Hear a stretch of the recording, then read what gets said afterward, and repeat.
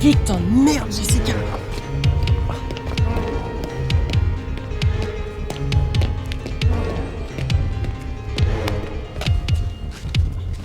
Attends, je vois plus rien là.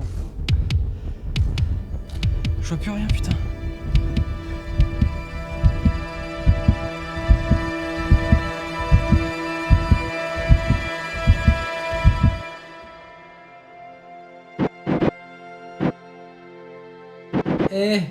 On est avec Vesper. Bonjour.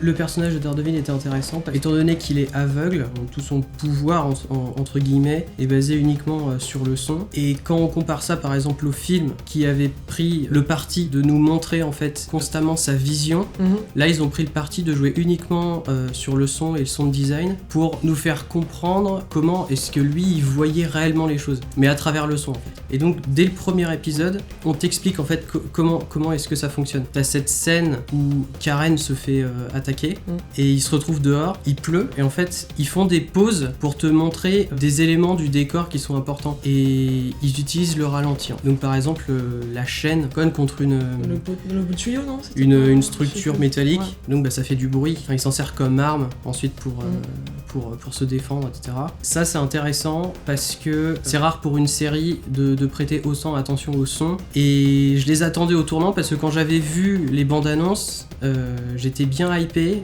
parce que j'avais vu le film et je me suis dit c'était horrible et là je me suis dit les mecs faut vraiment faire un truc bien et franchement vraiment pas déçu là-dessus. On nous apprend aussi comment il fait pour savoir si les gens disent la vérité, s'ils sont honnêtes, etc. en écoutant en fait leur cœur. Là encore c'est important quand on regarde la série de se mettre en condition, c'est-à-dire de mettre un casque ou d'être dans, je sais pas, avec un système audio de qualité parce qu'on va rater énormément de moments durant toute la série. Et donc tous ces petits moments, là on va en parler. Daredevil, contrairement à Jessica Jones, est un super-héros. Ce qui est un peu troublant avec Jessica, c'est que c'est pas une super-héroïne, mais elle va faire un peu les mêmes choses que Daredevil. C'est-à-dire que Jessica, elle, quand elle traque ses personnes pour ses clients, elle va utiliser son appareil photo et elle va prendre uniquement des images. À l'encontre de ça, Daredevil, lui, quand il traque des personnes, il utilise uniquement le son. C'est bien ce qu'ils ont fait parce que ils nous font comprendre comment est-ce qu'il fonctionne. C'est-à-dire que quand ils ont l'entretien avec le bras droit de Fisk, il regarde souvent sa montre en fait, et quand il quitte le bureau et qu'il se met à marcher dans la rue, il le suit en écoutant sa montre en fait. On a cette espèce de flou artistique sur tout l'écran, avec juste de la netteté sur la montre. Avec son pouvoir, il arrive à se concentrer vraiment sur une chose en particulier. Et donc, alors, ça me permet de rebondir sur la séance au tribunal.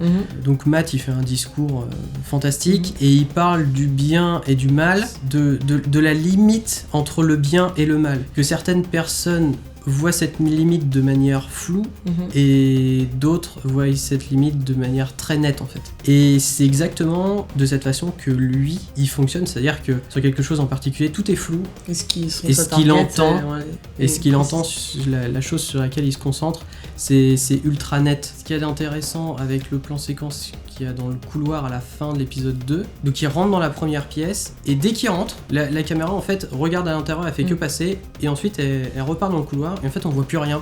Tout ce qui se passe dans la pièce se passe uniquement donc à gauche, dans l'oreille gauche. C'est extrêmement bien foutu au niveau de la spatialisation.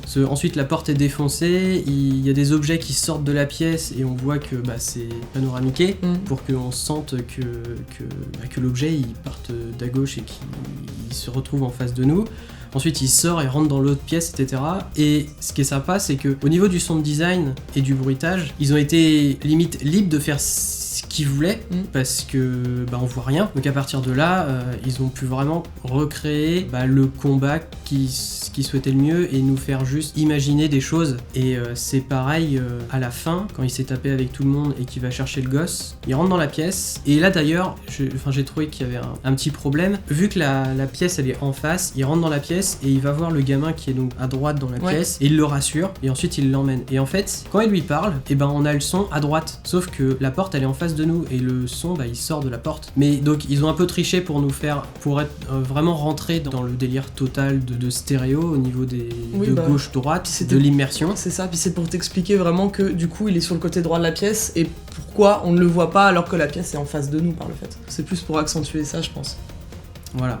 La dernière chose, on en a un peu parlé au début, l'ensemble de la série n'est pas basé uniquement sur ce qu'il est censé voir, mais réellement sur ce qu'il entend en fait. C'est vraiment bien parce que ça pousse à faire attention au son qui nous entoure en fait. C'est vraiment la réflexion que je me fais constamment, c'est-à-dire qu'on a tous tendance à parler des images ou de ce qu'on voit ou à faire confiance uniquement à notre vision et à ce qu'on perçoit, alors que nos oreilles en fait c'est aussi très important. Ouais. Et le fait de jamais montrer ce que lui il voit à travers ses yeux, on le voit une fois. Ouais, on le voit une fois, tout. ça dure 3 secondes. Ouais, c'est ça, mais alors que ce que tu disais dans le film, on le voyait constamment par exemple. Ça pourrait être beau en fait, d'avoir des passages entièrement en monde en flammes. Ouais. Pour moi, ils éludent la question vite fait, parce que c'est la question que tout le monde se pose en soi. C'est la question que du coup pose le personnage de Rosario Dawson à Matt Murdock. Et donc du coup on le voit et c'est fini, on peut passer à autre chose, on peut maintenant se dire ok il voit comme ça. Maintenant Exactement. Il se bat et c'est bon, on a compris comment il faisait comme ça. Alors après j'ai pas lu les comics Daredevil, on dirait la série m'a donné envie de redécouvrir un peu le personnage. Et je sais pas si du coup dans le comics ils ont essayé aussi de montrer un peu à travers quelques cases comment il voit et comment il le montre. En tout cas moi j'aime bien le monde en flammes et d'ailleurs en re-regardant la série rapidement, ils arrêtent pas d'utiliser le mot elle. Oui, bah oui. Bon, il le casse partout en fait, même dans des expressions. Après, les jeux de mots avec elle, de toute façon, c'est le quartier Hell's Kitchen qui a à New York, le quartier un peu pourri. En plus, on a même limite du mal à croire que c'est le même New York d'Avengers au final, parce que c'est ça.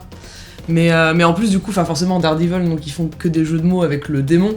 Il va à l'église, si je me trompe pas, on voit au début de la saison, son costume, c'est un costume de démon, avec des cornes de démon. Alors du coup, pour le coup, dans la série, il le porte qu'à la fin. Pour ça, c'est assez marrant de voir toutes les petites métaphores qu'il rajoute par rapport au paradis, à l'enfer et à tout le reste. Mais c'est vrai que c'est toujours stylé, faut l'avouer, quoi. Alors là, pour la musique, on va parler un peu plus de Jessica, quand même. Ouais. Mais pour commencer, le thème principal de Daredevil qu'on entend donc au générique, ouais.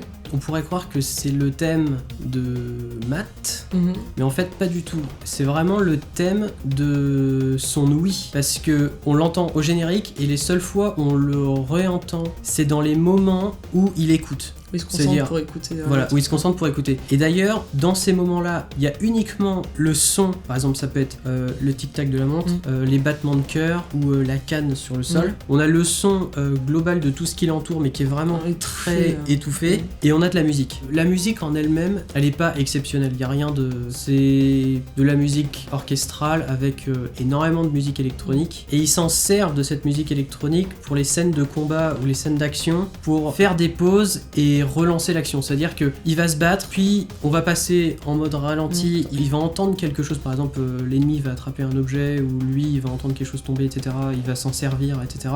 On passe en mode ralenti, la musique prend le dessus, et ça permet en fait de rejoindre, ça fait du sound design en fait. C'est ça. Et ça relance l'action, et ça relance la musique pour la fin ou la continuité du combat. Et c'est hyper intéressant en plus de voir des petites pauses dans le combat, justement parce qu'il finit souvent à terre. Et ça c'est vraiment pour moi un des gros points forts de la série, c'est que il a beau être, avoir des capacités fantastiques parce qu'il s'est entraîné, ça reste un mec aveugle qui peut se faire, même n'étant pas aveugle, il peut se faire surprendre et finir KO.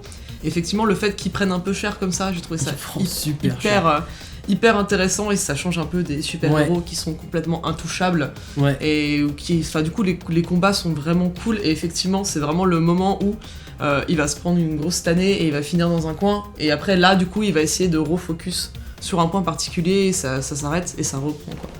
Et c'est vraiment ça qui est cool, et au moins ça permet un peu aussi de mieux rythmer le combat, je trouve. Ouais. Plutôt que faire un truc non-stop où il se frappe en se contrant constamment sans se toucher, quoi. Exactement. Ouais. Alors, est-ce que t'as vu Sicario ? Non. Voilà, je suis désolée.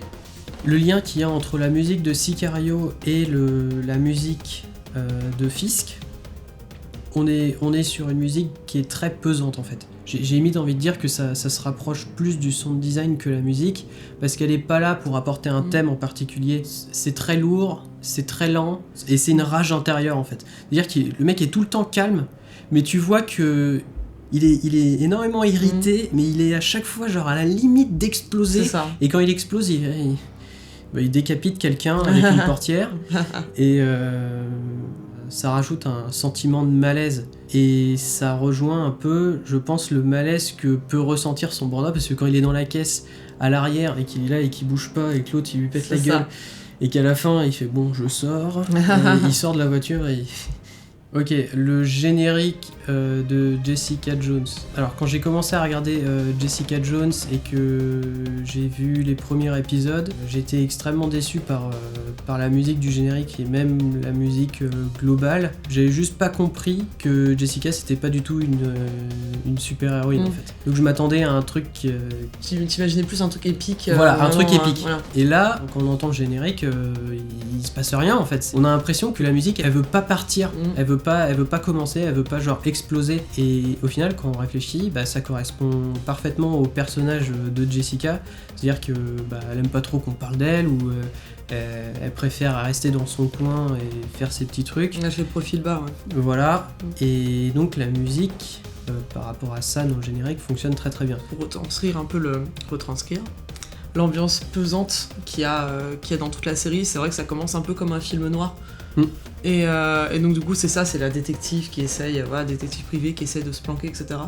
Effectivement il y a beaucoup de choses qui m'ont plu dans Jessica Jones, mais je serais incapable de me souvenir là d'un truc musical qui m'est marqué. Alors, pour le coup, à part le générique que je trouve vraiment hyper classe. Il fonctionne bien. Maintenant quand je le regarde, je suis à fond dedans parce que à force, si elle est accompagnée avec des images ou avec un clip, etc., et que t'es obligé de le voilà, on te le matraque, et ben tu vas finir par faire ouais, ok, c'est cool finalement. C'est une super héroïne. Pour le coup, elle a rangé son costume. C'est ça en fait le truc de Jessica Jones. D'accord, je savais pas du tout. Si, en fait c'est le moment où il y a un flashback avec Trish et elle lui montre un costume, et en fait c'est le costume que porte Jessica Jones dans les comics normalement, qui est un petit costume blanc avec un liseré bleu. Et en fait voilà, le pitch de Jessica Jones, enfin du coup des comics alias de Bendis, c'est donc une super héroïne qui a mis son costume au placard et qui devient détective privée. Dans le comics, si je dis pas de bêtises, c'est pour surtout aider pour les affaires un peu justement qui impliquent des super héros, des trucs un peu touchy. Et donc du coup voilà, donc c'est pour moi justement, c'est ça qui est intéressant, c'est qu'elle a des pouvoirs, des vrais pouvoirs de super héroïne, mais qu'elle utilise qu'à des moments clés. Et effectivement, ce qui est important dans Jessica Jones, pour moi, c'est vraiment mis de côté, c'est tout le côté humain, justement, et hyper psychologique, qui tranche d'autant plus avec Daredevil, qui, lui, officiellement n'a pas de pouvoir, qui est juste un entraînement de bâtard, mais qui, lui, du coup, effectivement, combat énormément de mecs, etc. Bah écoute, pour terminer... on aura la réponse à certaines de nos questions pour la saison 2 de Daredevil et de Jessica Jones qui ont été annoncées. Et puis j'ai hâte de voir ce qui va être fait pour Iron Fist, Luke Cage et puis Defenders. On verra bien. C'est quoi Iron Fist ? Iron Fist, c'est encore un autre personnage qui est introduit. Il y a 4 persos en tout. T'as Jessica Jones, Daredevil, Luke Cage et Iron Fist. Ah d'accord, ils sont dans la même... Les 4 là, et les 4 seront dans une série qui s'appellera Defenders. Voilà, c'est comme ils ont fait Avengers, en fait, ils t'ont introduit Iron Man, Captain America, Thor, séparément, Hulk, et voilà. Et après, ils ont fait un film qui réunissait tout le monde. Bah là, ils font pareil. Putain, mais je savais pas ça. Si. Et Iron Fist, c'est quoi son super pouvoir ? Il a un point d'acier, comme son nom l'indique. Possibilité de concentrer son chi dans ses poings. Facteur guérisseur, maître des arts martiaux. C'est que des combattants. Ouais, c'est ça, c'est un combattant. Là, il s'est inspiré des films de Bruce Lee. Donc en français, c'est Point d'acier. Ça s'appelait Point d'acier. Non, c'est les noms de comics quand ils étaient francisés, quoi. Mais non, ça s'appellera Iron Fist, je pense. Bah, Daredevil, c'est Daredevil, donc heureusement. Mais, Jessica Jones aussi. Jessica Jones, bah après, du coup, le comics, entre autres, il s'appelait Alias, et donc son personnage, c'était Jessica Jones. Ah, Alias Investigation. Ouais. Donc à ne pas confondre avec la série de J.J. Abrams, du coup, n'a aucun rapport. Ah, c'est J.J. Abrams qui a fait Alias ? Alias, ouais. Lost et Alias, c'est J.J. Abrams. J'ai jamais regardé Alias. Voilà. J'ai toujours vu la nana avec ses grosses lèvres là. Jennifer Garner fait perturber. Qui joue dans Daredevil, la boucle est bouclée, tu vois. C'était elle, Elektra, dans Daredevil. Et dans Elektra. Et on la voit à quel moment? Et bah c'est elle, c'est la meuf principale du film Daredevil. Jennifer Garner. Celle avec qui il se bat. Et qui sont amoureux et tout ça. Dans le film où... Ah, dans le film. Ouais. Ah non, mais je cherchais dans la série. Non, Non, le le film, film, je l'ai le film. renié. Hein, Le film. j'en veux pas de ce Et le truc-là. film Elektra aussi, avec Jennifer Garner. Mais ouais. D'accord, ok. Donc ouais, non, il faudra voir dans les prochaines saisons, sachant que dans la saison 2 de Daredevil, ils vont nous introduire le Punisher et donc justement Elektra, qui sont des gros personnages issus des comics, donc faut voir C'est aussi méchant. ce qu'ils vont faire. Alors, oui, voilà. Non mais c'est oui et non, voilà, non mais oui, ça va aller plus vite, oui, voilà. Donc D'accord. on verra s'ils sont full considérés à part entière comme des ennemis ou s'il y en a qui vont retourner leur veste ou pas. Mais effectivement, et du coup, il va y avoir normalement une série Punisher aussi qui vont rajouter. Donc en fait, l'univers s'étend de plus en plus. Donc on verra bien. Mais effectivement, on verra avec l'arrivée de ces nouveaux personnages, s'ils ont des thèmes sympas ou autres, ou si la série va rester comme elle était dans la saison 1.